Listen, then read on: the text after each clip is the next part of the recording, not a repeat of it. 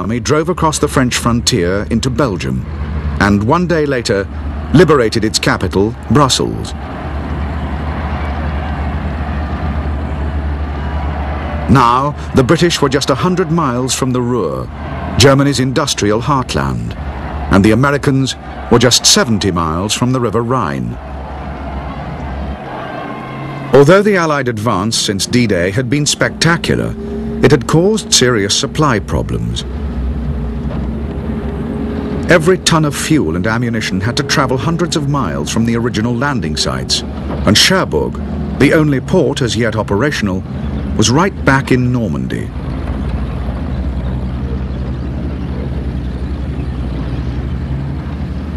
Even worse, despite the rapid retreat of the Germans, resistance was clearly growing.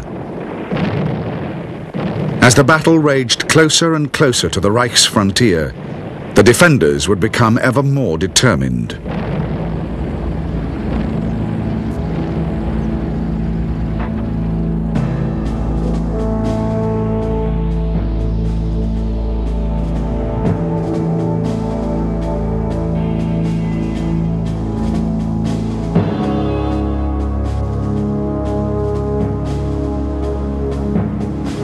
Franklin Roosevelt had been President of the United States since 1932. He was one of the most popular presidents in American history, and in late 1944 faced an unprecedented fourth election. But to his friends and colleagues, it was clear that the 62-year-old Roosevelt had aged severely under the strain of office. He was in fact dying, and it took all his strength to concentrate on winning the war quickly and with as few more casualties as possible. With little thought beyond victory, Roosevelt was frustrated by the endless political machinations of both Stalin and Churchill. Nevertheless, one major post-war issue had to be decided. Where would the approaching Russian and Western armies stop? And when hostilities ceased, who would occupy which parts of Germany? At the summits of 1944 and 1945, it would be decided that Berlin, the capital of the Reich, was to be taken by the Russians. The goal of the Western Allies would be to capture Germany's industrial heartland, the Ruhr, lying behind the River Rhine. Tired and ill, Roosevelt would play only a minor role in the Allied negotiations, and many American leaders believed that the British and Russians were already taking advantage of his exhaustion. Roosevelt was under added pressure from his military commanders, who believed that the British held more power in the Allied command structure than the size of their armed forces justified.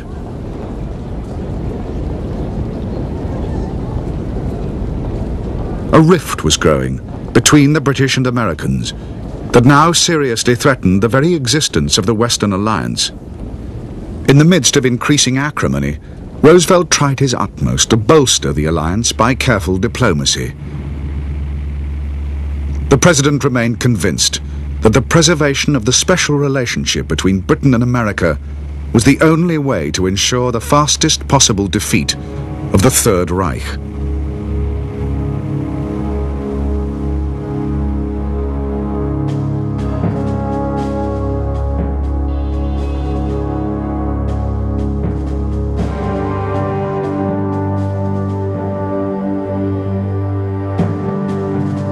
Winston Churchill had been Prime Minister of Britain since May 1940 and had led the country when all her allies in Europe had been defeated by the Germans.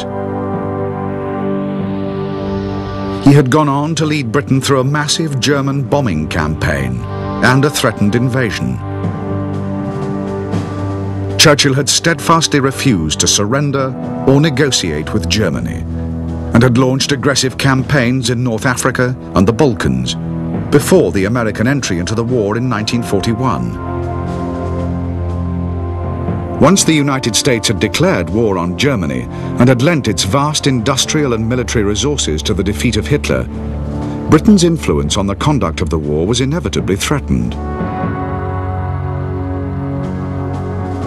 For more than 2 years, Churchill and his military commanders fought a highly successful campaign to preserve British influence in Allied councils. However, by 1944, there were simply too many differences. One of the most significant was over the alliance with Communist Russia.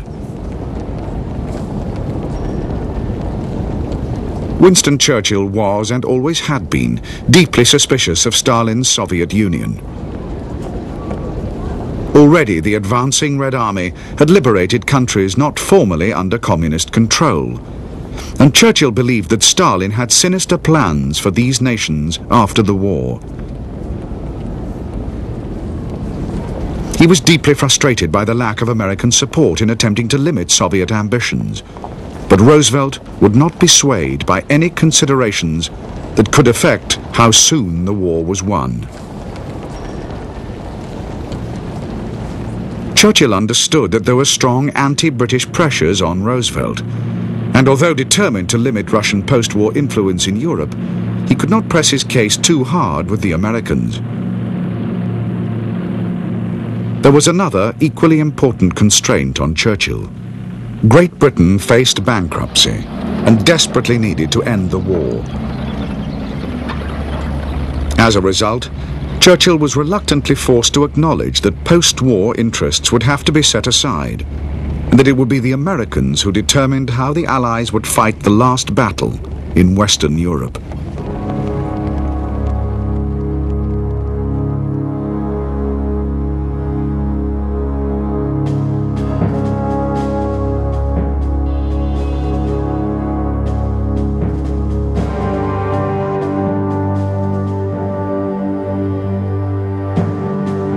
Despite the military setbacks of 1944 on both the Eastern and Western fronts, Adolf Hitler still hoped that he could snatch a last-minute victory. The doubts of military commanders were furiously dismissed as defeatist and traitorous, and Hitler increasingly chose loyalty and fanaticism over military competence. Hitler believed that the alliance formed against Germany was fundamentally an unnatural one, and was sure that the pact between communist Russia and the capitalist West could not possibly last. Hitler also knew of the growing tensions between Britain and America, and did everything in his power to drive a wedge between the Allies.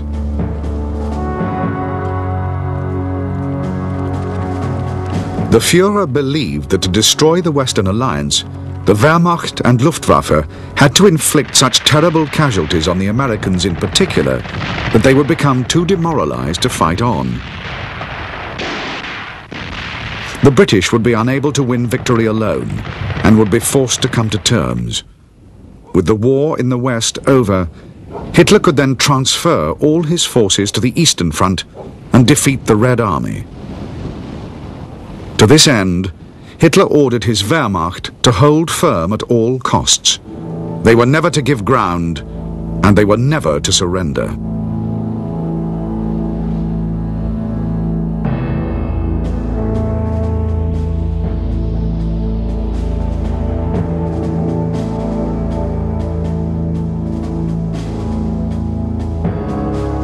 The Allied strategy for the final invasion of Germany had been drawn up before the Normandy landings had begun. Senior army commanders, hoping to win the war with as few more casualties as possible, believed that Berlin had no military benefits which could justify an extra 200-mile advance. In any case, the Allied hope was that the occupation or complete destruction of the industrial Ruhr would by itself prevent the Germans from fighting on, and so end the war before the year was out. On the way to the Ruhr, the Allies would be faced by a series of rivers and canals, formidable natural obstacles. By far the greatest was the River Rhine, symbolic frontier of the German homeland. Many Allied commanders hoped that the mere act of crossing the Reich's last barrier would result in a complete breakdown in German morale. Resistance, they believed, would crumble away, and a quick victory would be achieved. Allied spearheads had already proved themselves capable of advancing more than 75 miles a day, and by early September 1944, the Rhine lay just 70 miles